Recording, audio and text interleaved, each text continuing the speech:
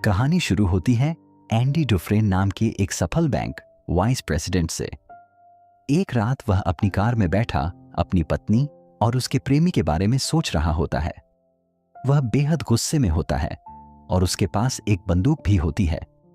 अगले ही दिन खबर आती है कि उसकी पत्नी और उसका प्रेमी दोनों मारे गए हैं।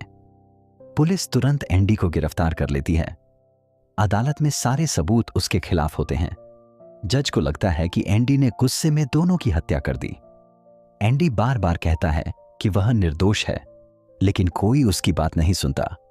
आखिरकार उसे 2 आजीवन कारावास की सजा सुनाई जाती है और उसे भेज दिया जाता है शॉशैंक स्टेट पेनिटेंशियरी नाम की कुख्यात जेल में। जेल का पहला दिन बेहद डरावना होता है। नए कैदी अंदर लाए जाते हैं और पुराने कैदी उन पर हंसते हैं, उनका मजाक उड़ाते हैं। हर कोई यह अनुमान लगाने की कोशिश करता है कि कौन सबसे पहले टूटेगा। उसी रात एक नया कैदी मानसिक दबाव सहन नहीं कर पाता और बुरी तरह रोने लगता है। जेल के गार्ड उसे बेरहमी से पीटते हैं। अगले दिन उसकी मौत हो जाती है। एंडी यह सब देखकर समझ जाता है कि अब उसकी जिंदगी पूरी तरह बदल चुकी है। जेल में उसकी मुलाकात रेड नाम के कैदी से होती है। रेड कई सालों से जेल में बंद है और लगभग हर चीज का इंतजाम कर सकता है। धीरे धीरे दोनों के बीच दोस्ती बनने लगती है। एक दिन एंडी रेड से एक छोटी सी रॉक हैमर मंगवाता है। यह पत्थरों को तराशने का एक छोटा औजार होता है। रेड को यह अजीब लगता है, लेकिन वह एंडी के लिए उसे मंगा देता है। कुछ समय बाद एंडी जेल की लाइब्रेरी से किताबें पढ़ने लगता है और पत्थरों से छोटी छोटी कलाकृतियां बनाता है। बाहर से देखने पर वह एक शांत और साधारण कैदी लगता है, लेकिन जेल के अंदर उसकी जिंदगी आसान नहीं होती। कुछ हिंसक कैदी, जिन्हें दी सिस्टर्स कहा जाता है, एंडी को लगातार परेशान करते हैं। वे उसे शारीरिक और मानसिक रूप से प्रताड़ित करते हैं। कई सालों तक एंडी इस यातना को झेलता रहता है।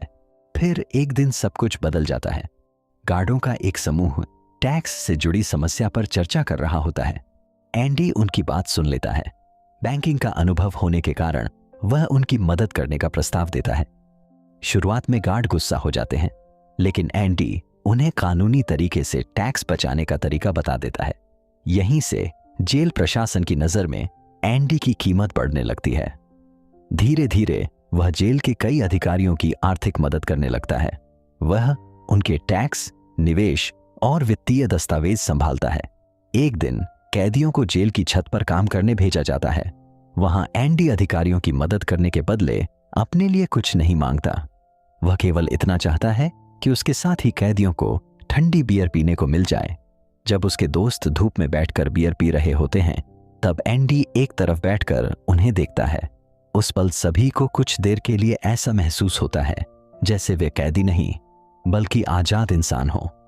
समय बीतता जाता है। एंडी जेल की लाइब्रेरी को बेहतर बनाने का सपना देखता है। वह हर हफ्ते सरकार को पत्र लिखकर किताबों और फंड की मांग करता है। सालों तक लगातार पत्र लिखने के बाद आखिरकार उसे सफलता मिलती है। लाइब्रेरी के लिए पैसा और किताबें आने लगती हैं। एंडी हार नहीं मानता। वह और अधिक पत्र भेजता है और लाइब्रेरी को जेल की सबसे अच्छी जगहों में बदल देता है। अब कई कैदी वहां पढ़ाई करने लगते हैं। कुछ लोग अपनी शिक्षा पूरी करते हैं और नई उम्मीद पाने लगते हैं। एक दिन एंडी लाइब्रेरी में संगीत का एक रिकॉर्ड चलाता है।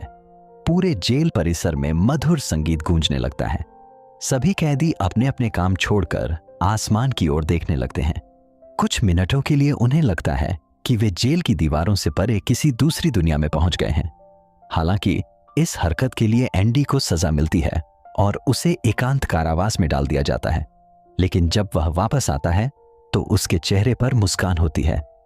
रेड उससे पूछता है कि अंधेरी कोठरी में इतने दिन कैसे बिताए। एंडी जवाब देता है कि उसके पास उम्मीद थी और उम्मीद को कोई कैद नहीं कर सकता। यही बात रेड को सबसे ज्यादा प्रभावित करती है। वर्षों बीतते जाते हैं। जेल का वार्डन नॉर्टन बाहर से धार्मिक और सम्मानित व्यक्ति दिखता है, लेकिन अंदर से बेहद भ्रष्ट होता है। वह एंडी की वित्तीय प्रतिभा का इस्तेमाल अपने अवैध कारोबार को छुपाने के लिए करता है। एंडी मजबूरी में उसका हिसाब किताब संभालता है। एक दिन टॉमी नाम का नया कैदी जेल में आता है। टॉमी पढ़ाई करना चाहता है, और एंडी उसकी मदद करता है। धीरे धीरे दोनों अच्छे दोस्त बन जाते हैं। एक दिन बातचीत के दौरान टॉमी एक चौंकाने वाली बात बताता है। वह कहता है कि उसने दूसरी जेल में एक अपराधी से मुलाकात की थी, जिसने स्वीकार किया था कि उसने एक महिला और उसके प्रेमी की हत्या की थी, जबकि उस अपराध में किसी और को फंसा दिया गया था। वह तुरंत वार्डन के पास जाता है और पूरी बात बताता है, लेकिन वार्डन सच्चाई सामने नहीं आने देना चाहता, इसलिए वह बेहद क्रूर फैसला लेता है। टॉमी को रात में बाहर बुलाया जाता है और भागने की कोशिश का झूठा आरोप लगाकर गोली मार दी जाती है। एंडी टूट जाता है। उसे समझ आ जाता है कि यहां न्याय की कोई जगह नहीं है। कुछ समय बाद वार्डन एंडी को फिर से एकांत कारावास में डाल देता है, लेकिन इस बार एंडी के मन में कुछ और ही चल रहा होता है। वर्षों से वह चुपचाप एक योजना पर काम कर रहा था। वह छोटी सी रॉक हैमर जो उसने सालों पहले रेड से मंगवाई थी, वास्तव में उसके सबसे बड़े मिशन का हिस्सा थी। लगभग 20 वर्षों तक एंडी अपनी कोठरी की दीवार को धीरे धीरे खोदता रहा। वह निकली हुई मिट्टी को अलग अलग तरीकों से गायब करता रहा ताकि किसी को शक न हो। दीवार में बने छेद को वह पोस्टरों से ढक देता था। पहले एक अभिनेत्री का पोस्टर, फिर दूसरा और फिर तीसरा। किसी ने कभी उन पोस्टरों के पीछे देखने की जरूरत नहीं समझी। एक रात तेज तूफान आता है। बिजली कड़क रही होती है। गार्डों को कुछ भी असामान्य नहीं लगता, लेकिन उसी रात एंडी अपनी योजना का अंतिम चरण पूरा करता है। वह पोस्टर हटाता है और उसके पीछे बना विशाल सुरंगनुमा रास्ता सामने आता है। वर्षों की मेहनत आखिरकार रंग ला चुकी होती है। एंडी उस सुरंग से रेंगते हुए आगे बढ़ता है, लेकिन उसकी यात्रा अभी खत्म नहीं हुई। उसे एक गंदे सीवेज पाइप तक पहुंचना होता है। वह पाइप तोड़ता है और सैकड़ों मीटर लंबी गंदगी से भरी सुरंग में घुस जाता है। वह अंधेरे, बदबू और घुटन के बीच आगे बढ़ता रहता है।